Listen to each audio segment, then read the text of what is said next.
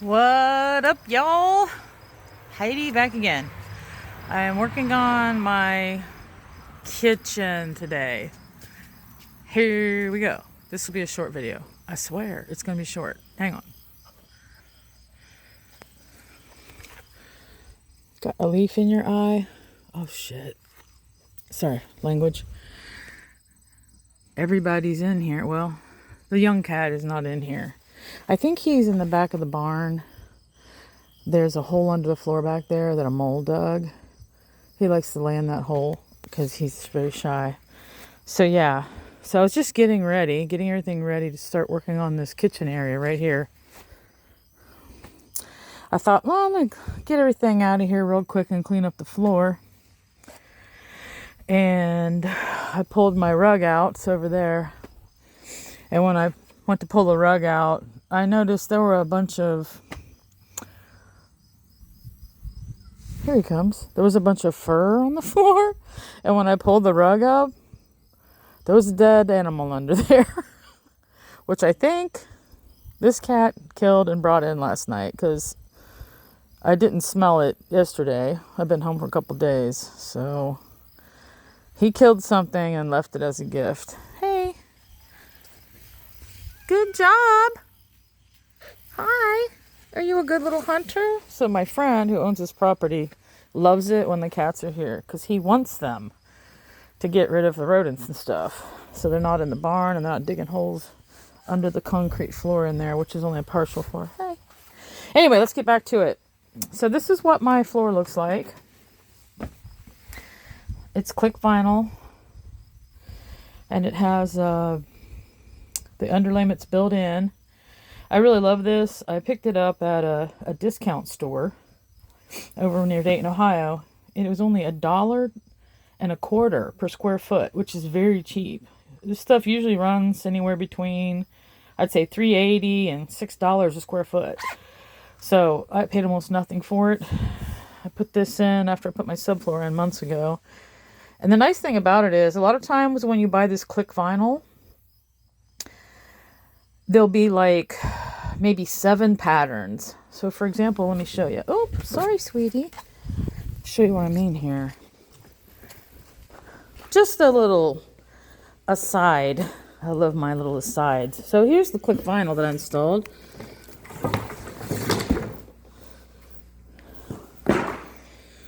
Ooh. All right. So it comes in different widths. I got the really wide stuff. It's like, I think it's 5 or 6 inches wide. But you can get it more narrow or more wide, depending on what you want. And here's where the groove is, where you click it together. See? I'm sure a lot of you are familiar with this stuff. Now, this was a brand name. I forget the brand name. But anyway, it has a cork backing. And it's not super thick, but it's a nice thickness. So what I meant when I was saying that it comes in different patterns. For example, so... Ooh, there's a screw. My friend would be super unhappy if this ended up in his tire. Okay. So as you can see here, these look similar, but they're not identical.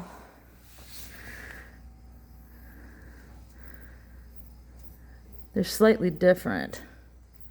Although these are very similar, now that I think about it. Yeah, they might be identical.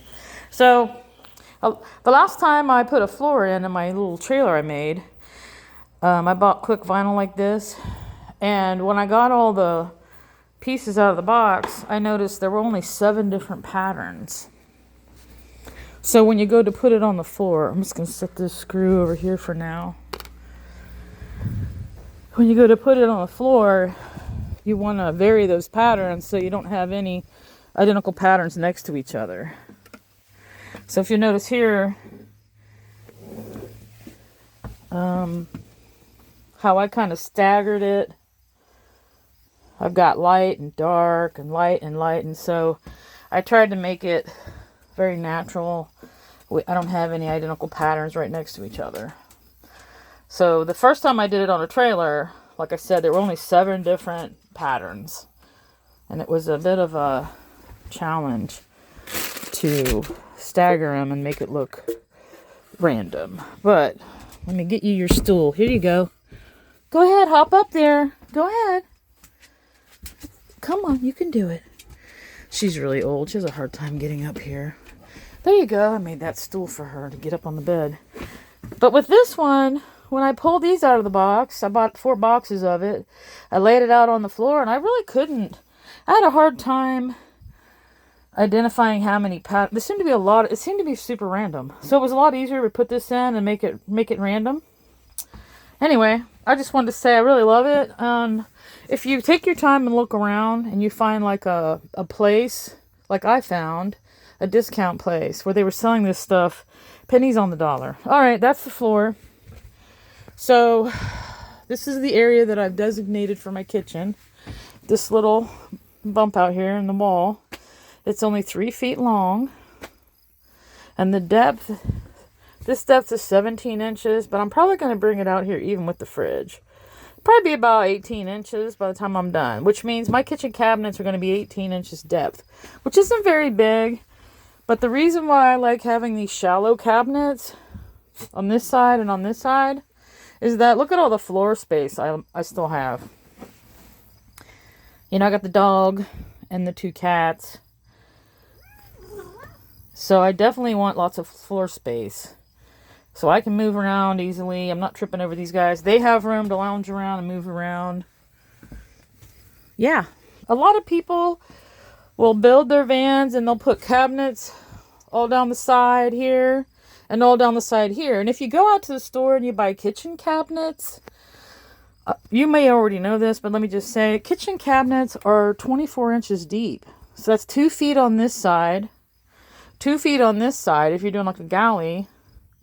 And then this is only about 6 feet across. So if you do 2 feet here, 2 feet here, now all you have left is a little strip in the middle, a little walkway that's only 2 feet wide. Well, I've never wanted that because, you know, you're going to be doing stuff in here. You know, you're going to want to be able to get down like this, reach in, control things, move things. I'm going to want to be able to get down here, pull out my little bin with my clothes, you know. And if I had those large kitchen cabinets that are very deep, it would be very difficult for me to move around and crouch and get into things. So I always like to build my stuff where I'm using smaller cabinets that are shallow. I still can have lots of storage, you know. If you build them vertically, you'll get a lot of storage that way. They don't have to be really deep. That's just my thought on it, because I want to have room in here. I can't emphasize that enough. And you'll notice, once these cabinets are built here, the kitchen's built, I'm going to have all this floor space right here. I have enough room in here to where I can lay on the floor and do yoga, sit-ups, whatever. Plenty of room for me and my animals, because I'm not going to be building anything else here. This is all going to be open.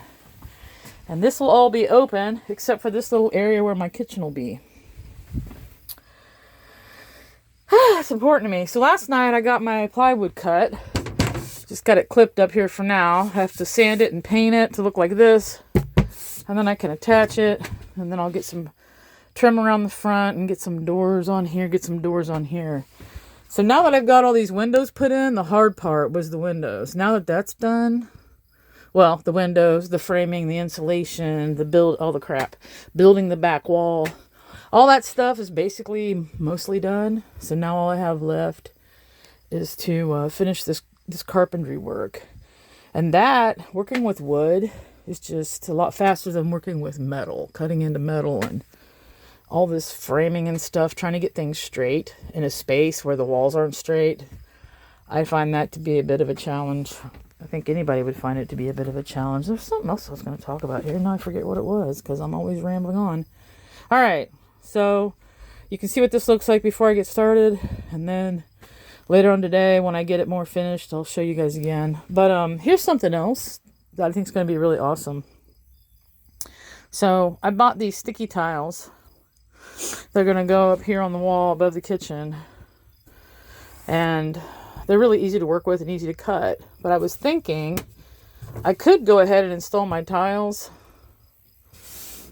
and kind of have them overlap behind the cabinets and then install the cabinets over them. That way I don't have to do a bunch of trim work. That's something I've been thinking about. I need to get more plywood though, because I have a seam right here.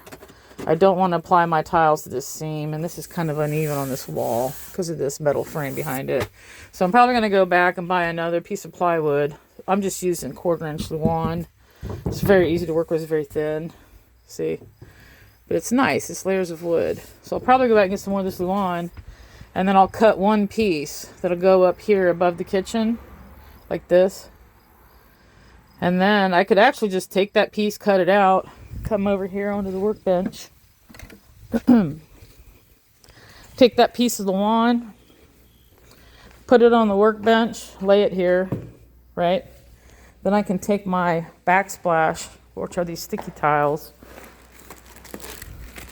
just stick them on. I could just stick them onto the Luan. For example, here's a piece of Luan to give you an idea. Let's say this is my Luan that's going to go above the kitchen. I could just lay it here, stick the tiles on it, right? Wouldn't have to do a whole lot of trimming.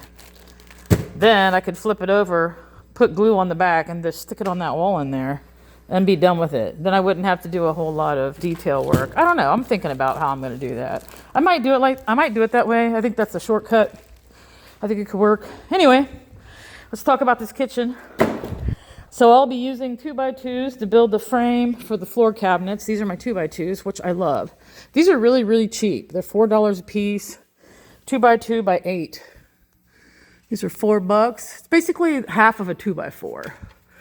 So you get the rigidity and the thickness of a 2x4, half the width of a 2x4, very lightweight. Great for framing inside of a camper or a trailer. Super lightweight, so it doesn't add a lot of weight to the vehicle. So I'll make my frame for my floor cabinets out of these 2x2s. I'll put that in there. And then once I get that frame put together, this is going to be my kitchen countertop, which I already showed you guys. I'll show you again. This really beautiful piece of cedar. It's not cedar. Oak. Red oak. I picked this up at Menards. It's 1 inch thick by 2 feet wide, 4 feet long. I'll have to cut it down to size, but I went in there. They had about, I don't know, 5 of these on the shelf. I pulled them all out and picked the prettiest one. Boom. So this will be my kitchen countertop, and this will be my kitchen sink to go on the countertop, which is really nice. 15-inch wide sink. Very nice. Very, very nice sink with a nice stopper. A nice drain here and stopper that goes with it. So yeah, that's what I'm going to try to work on today.